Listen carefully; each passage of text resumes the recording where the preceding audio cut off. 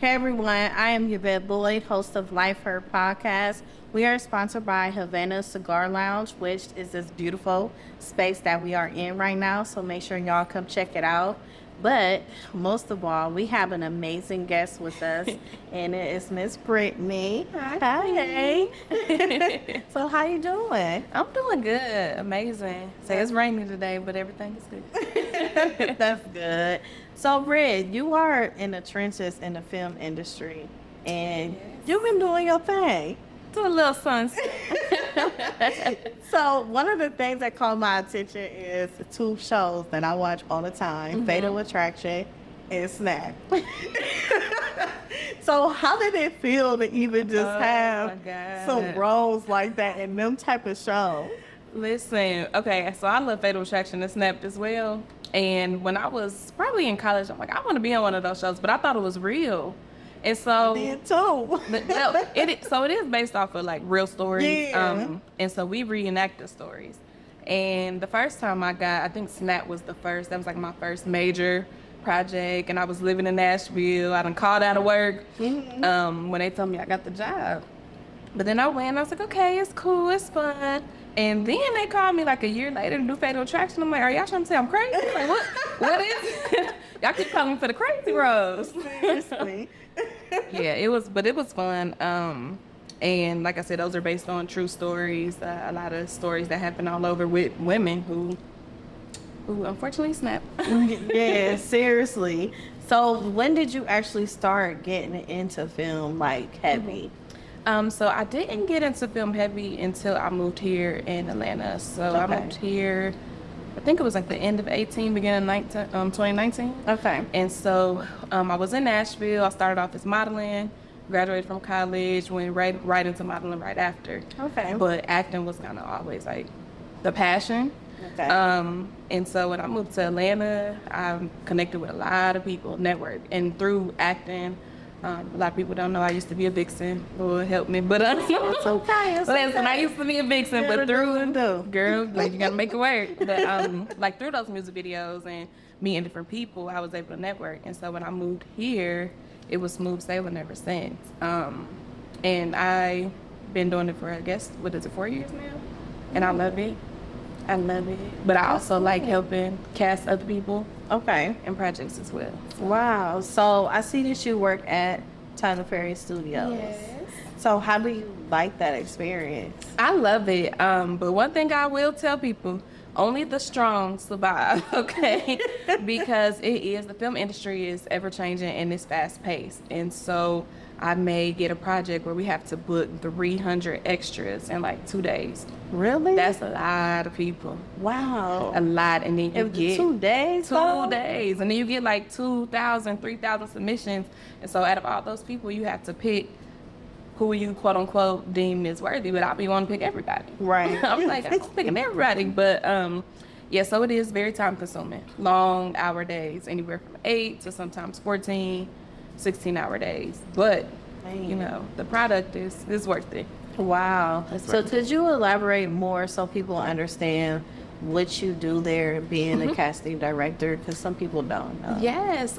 So with me, I'm the extras casting associate at Tyler Perry Studios. And so what I do is I'm in charge of booking extras. So a lot of people don't know, but the people you see in the movies at the basketball games and sometimes family members too, they're all extras. So they're paid, they feed you, we pay you, and you get to network.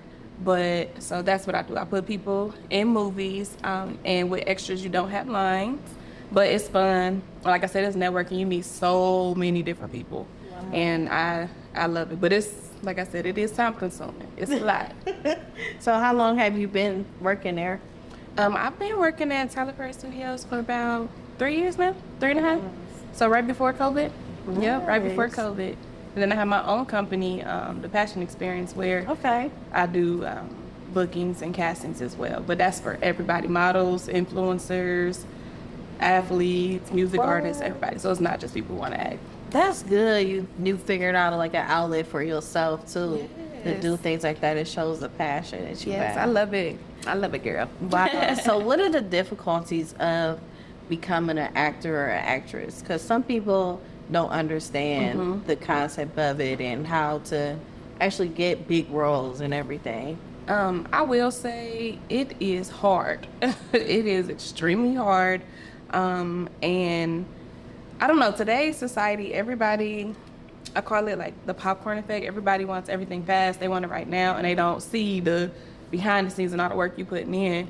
They just see, oh, she's on TV, I want that. But they don't know this is years in the making. This is plenty of classes, plenty of workshops. But it takes a lot of hard work. And the biggest thing I've learned is learning to accept the no, because the acting industry is a huge rejection game. And so I tell people, like, athletes have to train, different people, doctors, they go to school. Actors, we gotta train too. We gotta be able to do, what we need to do. As Black people, I say we all know how to act. Our whole life we gotta act. You in school, you gotta act a certain way. You with your family, your friends. We know how to adapt. But if you truly want to be taken serious as a professional actor or actress, you gotta get in some classes and just understand, like, you have to be able to accept the no, because it's not always about you. I might not get a role, and it can be something as simple as, I don't know, the director didn't like my tea. Like, it could be something as simple as that. Or it might be she's not as known. I know for me, when I'm doing casting, sometimes it's down to, I go to Instagram, not to look at like how many followers they have, but really, are they engaging with the people that do follow them? And I kind of look, just see the personality a little bit, like, okay, are you gonna cause me problems on set? Or are you gonna be cool? Am I gonna get a call about you later? Can I keep you working? Can you be a professional? So sometimes it's as small as that. Like, is this person gonna promote the film? If I see this person ain't been on Instagram in 5 months, are they gonna promote it? Ooh. That's true. It's so crazy. My nephew, he'll be 22 this month, and he go to acting school. Okay. So he wants to be an actor so bad, and I'm like, who are you? And he'd be like, what you mean? I'm like, you have nothing on your social media showing that you act. Yeah. I said, you don't do absolutely anything but posting your stories, and that's it. So he doesn't post at all? No. Really? So it could be in a gift and a curse, because everybody's journey is different. But if he is in acting school, then he might be the type of person that he's been in school for so long, nobody knows who he is, and he gets in a big, huge project, and now everybody knows who he is. You get what I'm saying? Yeah, that's true. Everybody's journey is different, but I'm big on, like, I had to learn myself. You got to promote. I used to want to bug people, like, tell them about my projects all the time. But then the people like, no, you should be proud about it. Let people know. Post, promote, let people know that you exist. Because if you don't, that's all branding is. People brainwashing. You got to show people. Keep showing them, showing them. Yes, and that's what I've been trying to tell him to do, because he's a personal trainer. And he'll be posting? No. No, he need to be posting. We need to see that fitness. We see that body. Yes, he get him some clients. Yes. Look, while he's in acting school, he can be training actors as well, because that's a huge thing too. We got to stay healthy, like, not just a certain size, but just healthy, because mentally it's a lot. It's a lot. I've had some challenging roles, and I had to be healthy physically and mentally, because it takes a toll on you. I bet it do. So tell me this, it's a lot of things that go on that people don't know about in the industry, but they create their own stories. A lot of times people say that women have it hard as being an actress, and sometimes sex is involved for them to actually get a role. Can you talk about that more, and how women should stay true to themselves and still continue to work hard without giving up their body? I'm so glad you touched on that, because first of all, even in Hollywood in general, but even in Atlanta, there are some directors who feel like you need to be able to sleep your way, to the top, do what you gotta do. But listen, ladies, like, that ain't gonna get you nowhere. That is not going to get you anywhere. I remember when I first moved out here, I had a project, and I'm not going to speak on the director, but I had to, like, remove that project from my name, like, pretend it never existed. I'm calling Google. I'm calling Dang. IMDb is like an actors database. I'm calling the everybody because he was very, very nasty, very rude to all of the women on set. And it was like, y'all need to be giving me something. Like, ain't nobody gonna take y'all serious unless you giving it up. And so when I first came into it, I believed that temporarily. But then I had to remember who I was. And I'm like, sir, first of all, I know my purpose and I know my passion. I know the vision and I know the hand that God has over my life. So I'm like, yeah, no. You have to stay true to you. A lot of people are out here, going back to the popcorn effect, they wanting stuff fast and they're just doing anything to get it. But you do not have to sleep your way to the top at all. But it is hard being a woman, especially if you're an attractive woman. And me, I'm shapely, curvy, you know. And so they try. So I'm bet they do. Some will try, but I carry myself a certain type of way. And so I let them know, like, this is not that. You know? That's why when people try to just give me a role, I'm like, what you want? You know? I gotta be like, what is this? What? No. I want to audition. I want to earn it. I don't need no handouts. I don't need none of that because once that starts to happen, then some directors, producers, writers will feel like you owe them. Wow. And you never know at what cost that may be or what they'll try to, what they'll try to do. So, And that's really sad because I've seen so many stories of that when it comes to women, and some of them, when they do it, they lost the passion of it. Yep. And it's like they practically a walking zombie. And it's surprisingly, it is women in Hollywood, Black women and women of other ethnicities who have, they may not speak on it. Maybe one day they'll write a book about it, but I know for a fact it's some women, even some in Atlanta that I know. And when I was going through my situation, I kind of felt alone because I was trying to talk to him like, hey, has he tried to, it's almost like taboo. Like, you don't want to ask nobody. It's like, what happened over here stays over here. But I'm like, no, I really need to talk to somebody about this. Like, has he ever tried you? And they were still in the movie and promoting, like everything was fine. So it let me know everything that I needed to know. So then I became the problem. Then I became the, as Monique would say, the angry Black woman, and she's being a diva. And it's like, no, I have morals and values. Like, I'm not being a diva, but you're not about to talk to me any kind of way. You're not about to treat me any kind of way. I'm not about to do anything. That's no. Good. So, with you not being a lighter tone woman, do you find it difficult sometimes for you to get some roles due to your skin tone? Because I know they have the colorism, yes, that is real different. I have found it difficult that I don't get certain roles. For a minute, it took a while for me to get like wife roles or like the boss woman roles. Now I get them, but for the longest, they would not cast me in those type of roles. And so I thought, okay, well, is it my skin tone? Is it this? And then I see who they went with. And I'm like, oh, it makes sense. It makes sense. And then two, I had to learn that because I am a shapely woman, that sometimes they only wanted me in certain type of roles. Right. But once I started going to classes and learning my quote unquote, they said everybody has a type. You have a type. We all have a certain type. So once I started doing that, I'm realizing, okay, that was just part of my type. The temptress, the seductress, the mistress, that's part of my type, as well as the boss woman, the wife, so I had to learn that because I was like, why y'all always booking me? I know I used to model, but why y'all only booking me for the sexy role? I could do more than just say, Right. More than just sexy. But it did take a while, and I'm kind of in the middle. So it's like I'm not all the way dark skinned, but I'm not all the way light skinned. On top of me being curvy, it was a lot. And I was like, okay, then the camera add on pounds. So I'm just like, but you got to keep going. If you want to do it, it's a role out here for everybody.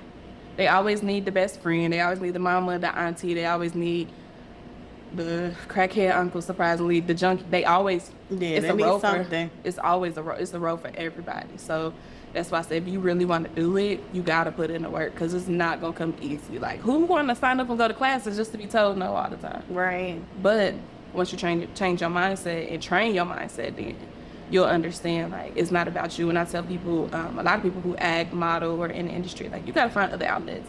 Yeah. So this is not the only thing. Yes, I act, but I also cast, I also do this, I also have my own company. Like, you have to find other ways, because if this is make it everything, but you have to find other ways when acting is slow, when you're not booking.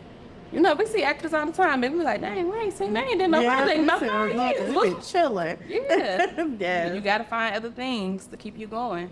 That's true. So, say for instance, somebody is getting ready to start out becoming an actor or actress. What if they only have planted in their mind only specific roles that they want only? Do you think they should be a lot more versatile, or you think it'll take them forever to actually get what they want?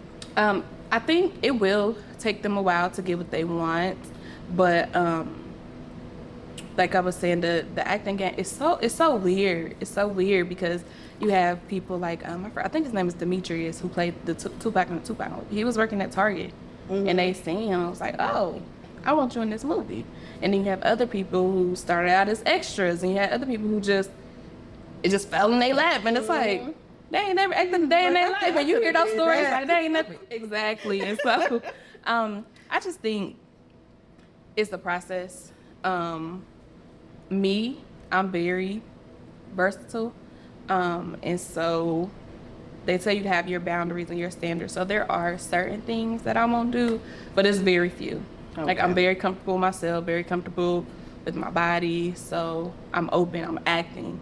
Okay. But you have some people like, I couldn't play, you know, like some guys, they're like, I can't play gay, or I can't play, you know, harming a woman, like beating a woman. But there are stories that need to be told. So if it's a story that needs to be told, I think it's important that we be able to tell them.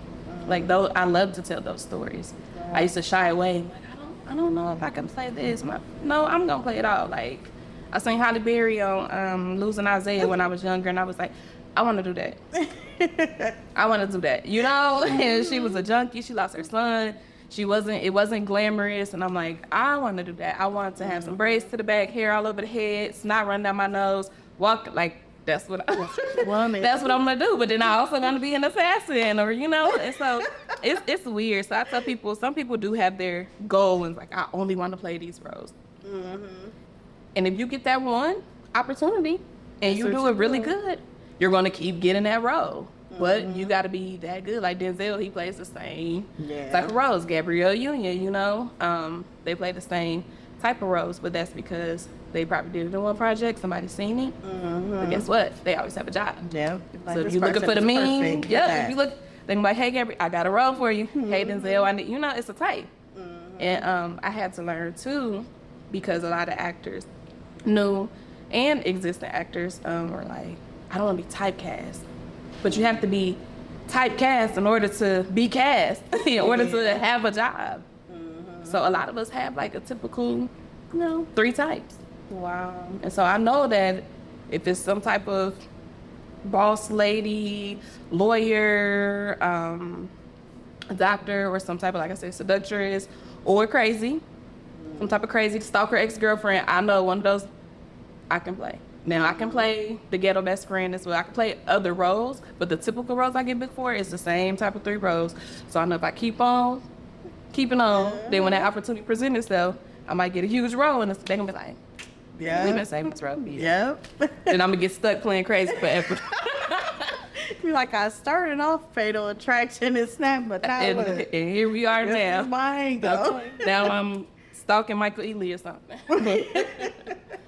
So other than you into acting and everything, I see you have a cosmetic line. I do. So what encouraged you to even just start a cosmetic line and kind of line up with what you do already? It does.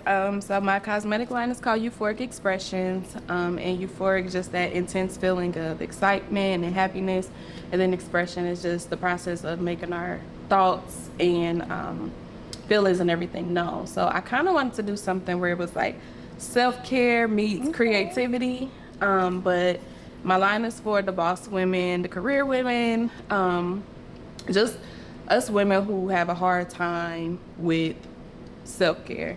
because we're so busy. Our careers are demanding. We're so busy helping everybody else. Yes. All the time. And so sometimes it's hard for us to be able to take time for ourselves. And so that's kind of why I started Euphoric Expressions, because during COVID, I had a lot of time. It was crazy. Like listen, COVID was crazy. It started picking up for me a little bit, but at first I was like, nuts. Girl, I'm like, what is going on? But I did have that downtime to focus on self-care. And I noticed certain things like essential oils and different things were helping me with my anxiety. Wow. Yep. So I was like, okay, I need something that's going to help, like, if it was helping me, let me see what I can do to help everybody else, because we're always caring for everybody else.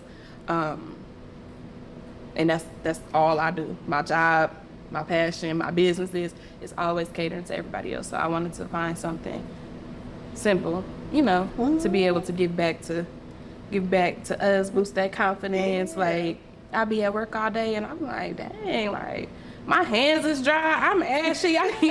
So I made some body butter, like for real. And I'm like, well, I'm cracking. Okay. Or I'm starting to look rough. So it's like, okay, I came cute Monday, Tuesday, Wednesday, but by Thursday I'm ready to come with some sweatpants and some tennis shoes on, because I got to run some errands. I got to do so much. So it's like, let me get this lipstick, just to boost my confidence by the end of the week, because it get real. I bet it gets real. But yeah, so I wanted to start something like that and mix that self-care with that creativity as well. So I love it. I'm in the process of kind of like rebranding. Okay. A little bit, having to learn like my target audience and everything, because I had to learn. I used to think like, what is it? Me? But I'm like, me, people my age range, that's not my target audience. Okay. But yes, I had to learn. I just started. It took me a while to start, and like once I started, I'm like, oh, okay, I got this now. Now I know. Yeah, we all do. Seriously. So, do you have anything coming up? Coming up, so currently I have a movie out on Amazon. Okay. Called Butterscotch Chocolate, where I play a sex addicted bipolar lawyer. What? It's crazy. Yes. I'm gonna have to watch that. Yeah, you gotta watch it. It's supposed to be dropping on Tubi, I think, later this month, but it's on Amazon Prime. Yep. Oh yeah, I'm gonna watch it. I'm gonna tell you what I think. Watch it. It's crazy. And I just won Best Actress for, I think it's called Black Art and Film Festival in Tampa last weekend. Thanks. Yes. For that movie, so I'm excited. I also have another movie called Behind the Veil dropping next month on Tubi, where I play a first lady. But it's crazy. That movie is crazy. So you go from sex to preacher's wife. That one was different. It was different. I'm also dropping my ebook for actors called Lights, Camera, Passion. That's nice. And there's everything, extras, background work, and beyond. So doing the ebook, because I get a lot of questions, a lot of DMs, like how can I get started? How can I get my kids started? Different things like that. Am I too old? And so a lot of people want to do it but don't know how. Yeah. And like I said, it's extra money. So you can be retired, you can be a college student, anything. So I'm dropping my ebook. It'll be finished hopefully this week. Okay. And then last but not least, I dabbled a little bit in reality TV. Okay. So, yeah. So let's see about how about putting a ring on it? Yeah. Look, okay. Little research. Yes. Put a ring on it. I was on Put a Ring on It on Oprah's network. And whew, Was it something? it was something. Was it? It was something. I know it was had fun. something. It was fun. It was different. And so people who haven't seen Put a Ring on It, y'all gotta watch it. It's definitely a conversation starter for singles, for married couples. You gotta see. Put a Ring on It is crazy. So they have 3 couples that go on the show, and it's part of a 9-week experiment where they date other people. So the idea is okay, at the end of this 9 weeks, are you ready to put a ring on it with who you're currently with, or is it time for y'all to separate? And it's couples who've been together for few years, so it's okay, which y'all waiting on, type of thing. And they see a counselor, and then they go on dates. So I was one of the singles. Okay. And I went on a couple of dates. Couple of dates. It was interesting. It was interesting because I was in a relationship, and then I was doing like the single me, and I had to learn how to date. Oh. And so I'm like, my sister, my grandma, they on these dating sites, and they meeting these people. So I had to learn how to date, okay? But it was fun. I can't tell too much. When y'all see the show is crazy. You got a ring? Not yet. I'm ready for somebody to put the ring on and listen. I've been saying all year, this is my year. I'm manifesting, okay? Okay. I'm manifesting. Okay. They say, what's your relationship status? Manifesting. That's what it is. I'm going to get it on the shirt. Y'all better not steal it. But y'all better buy the shirt, though. But it's crazy, but it did open my eyes. That's good. And helped me to remind myself to love me through the process. But y'all going to see, it's real. It's not scripted at all. Really? Yes. It's no script. There's no acting. It's all real. I can't wait to watch them. Yes, you gotta watch it, girl. It's making me be ready. Hopefully after that, people like, hey, girl, I'll date you. I need her in my life. That is something else. So how can people get in contact with you and follow you? Yeah, so you can follow me on Instagram at Brittany Passion. That's BRITTANY_passion. For business purposes, you can follow me at The Passion Experience. And that's experience with the X, not an E. If you want to be booked in a movie, TV show, commercial, fashion show, hair show, whatever. Your kids want to be booked, your grandma want to be booked, your man, whoever. Look, I book everybody. Okay, let's get booked. And then you can also follow me at Euphoric Expressions. And I don't know what it is with E's, but I take the E's off of all the words. It's weird. But Euphoric is with a U without the E in the front, and then Expressions is with an X without the E in the front. So Euphoric Expressions, The Passion Experience, Brittany Passion. And I'm here. I follow back. And I'm just excited. It's 2023. Like, it's only, I don't know, we only a little bit into 2023, but it's been going, it's been going good. It's been going real good. It's been going real good. Because let me tell you, 2022, I was like, but 2023 has been going real good. So I'm just excited, and I'm grateful. Thank you for having me. Thank and you. I wish everybody like nothing but success in 2023. This is the year. It is. This is the year. Everybody in this room gonna be taking over. Okay, we about to take it over. We taking over. Yes. It's just, I don't know. It's just that feeling. Smelling, yes. Yeah. Smelling like money. Okay. Smelling like money and man and everything. Everything. Well, thank you so much, Brittany. I really enjoyed you. Yes, thank you. Ring it in. Yes. Well, thank you everyone for tuning in to Life Her Podcast. Life Her.